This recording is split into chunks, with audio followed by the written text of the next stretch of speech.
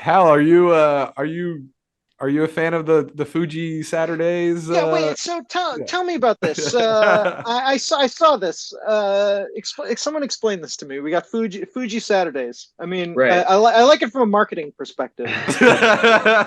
True. You can do a Would have lot been with great that. for hot dogs. Would have been great for Oh Saturday. yeah, if they just been it's Fuji Wednesday day games, I would have been like, what the hell are we doing here? But like, it's good that it's on Saturday. I mean, that's smart. But like, why once a week, every single day? Yeah. Yeah, so it's similar to the schedule that starters pitch on in Japan because Okay. there most teams use 6-man rotation and mostly have off days on once a week. So basically every starter pitches once a week, and I think they've decided to at least at first to kind of ease his transition over. That's what they're going to do with him. So he's going to pitch on Saturdays. They're at least going to start the season with what amounts to a 5-man rotation. It's going to be he pitches Saturdays. There's 4 other starters who are going to pitch on regular rest, and just every Saturday, Fujinami is going to slot in there. So there's going to be days, obviously, where they need to plug in like a 6 starter or a spot starter, I should say, or have a bullpen day or something where they're making sure that nobody's pitching on short rest. But the way that they're doing this, it does line up where there will be times when guys have an extra day or even 2 extra days of rest. The drawback, I think, for some starters, or at least the thing they're going to have to adjust to, is starters here are used to pitching every 5 days, or at Yeah, it's least the on in between days, right? Like their yeah, routines are going to they get all have their messed up. routines, right? Yeah, Yeah. yeah. So that's the thing they're gonna have to adjust to is how do they stay ready? How do they go from 4 days between a start to 5 or maybe even 6 and make sure that they're ready to go? So a question like about the media, is when Otani comes and pitches, it's always a zoo. There's a tremendous amount of Japanese media there. Whenever he's playing, they'll just be like random like Japanese guys setting up cameras in the like in foul territory. Like I don't even know what's like. I'm just like what is happening? I know that Fuji, originally had a lot of promise when he was coming up, and hasn't. Hopefully he's going to make a big comeback. But have you seen? How much attention from the Japanese media has Fuji gotten in camp and in general? Yeah, there's been a fair amount. It's definitely not Otani level. Well, yeah, obviously, but But I mean when there was the first or the early spring training game where they pitched, they both started. yes. And there was, oh man, 3 dozen, maybe 30, 40 media members from Japanese outlets there. And so I would say like at the beginning of camp, maybe in the first couple of days that Fujinami was kind of out there throwing, maybe there were maybe 10 sort of dedicated or people who were showing up regularly. That dwindled a little bit over the course of camp, but part of that was some of the media members were covering the WBC, so Yeah. either went back to Japan or went to Miami. So I don't know exactly what the number is going to be at the Coliseum, or at like we were going to follow him to start the season, but that first series is going to be obviously a big deal because Yeah, Saturday's gonna. Yeah, that first Saturday is gonna be wild, man. Yeah, yeah, that day is going to be good. I mean, with Otani pitching Thursday, that's going to be Yeah. Well, that's all the going to media be will probably just stay in town. Yeah. oh yeah, for sure. And I hope we don't have an atmospheric river that just wipes it all out. That'd that be would be a real bummer. tough. Yeah, I know.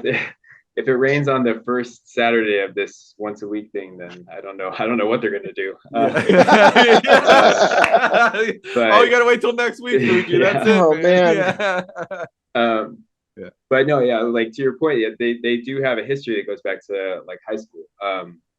When well, I've been told that Fujinami was viewed as like the better pitcher when they were both in high school, but they came out of they were in high school. They were the same year in high school. They were drafted in the same year. So they do have a good amount of backstory. So it'll be fun on Saturday when Otani's going to ostensibly be in the lineup and they get to actually face each other. Do you think do you think the A's are gonna have a problem with walks this season? I mean, Fuji, we've seen him; he can be pretty wild. I mean, If you're Mueller, looking at spring numbers, yeah, yes. yeah. I mean, Mueller, Waldachuk, Caprillion, like literally all their top four starters are all guys who are capable of throwing 5 walks to start. The walk numbers in spring were definitely Yeah, concerning, yeah. and not just the starters, but I mean the bullpen too. And uh, I think yeah, Fujinami had the weirdest Cactus League numbers. It was something like he threw like 18 and change innings. He gave up 7 hits, and then he walked 17 guys, and he struck out 20.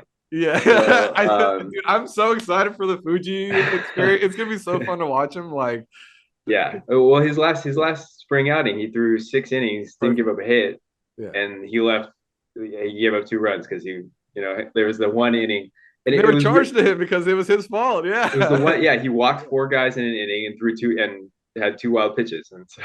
Yeah. But that was the thing that you noticed, like watching his starts, was it's not like he'll go into an outing and just not have command that day. Like it's not like he just doesn't have it. It's there will be one inning or 1 or 2 innings where it just vanishes somehow. Like he'll start out the game looking yeah. real sharp, get to the third inning, and all of a sudden he walks 3 guys in a row. Yeah, it seems like it just And snowballs. It's like once it starts, you're like, oh, like yeah, it's just but gonna. but then it's only like that one inning, or like it Yeah. goes over there, and then he'll finish up with 2 more scoreless, where he retires a side or something like that. And he has said that he is aware of this mechanical thing where sometimes his basically he'll point his shoulder a little bit too much at third base, and he feels like he'll start to fly open, and that kind of leads to Mhm. some of the command issues. And he sounds like he's aware of what is maybe causing some of the stuff to go awry, but then um it comes down to being able to make the adjustment in game, so that if he starts to notice that's going on, you can kind of correct it before you've walked 4 guys and walked in a run, and now you're facing a huge inning. So yes, with him, definitely something to watch. I think Waldachuk's spring numbers were also iffy. A lot of walks for him, and not a lot of deep outings.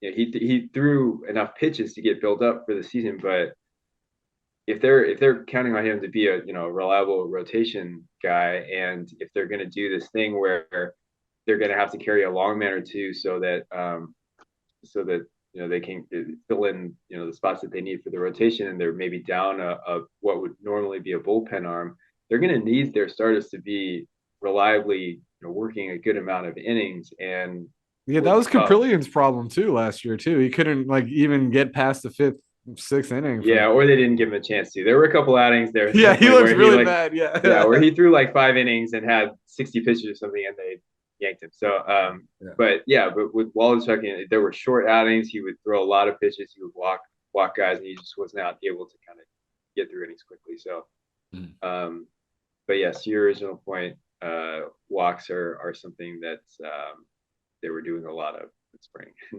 Probably need to correct.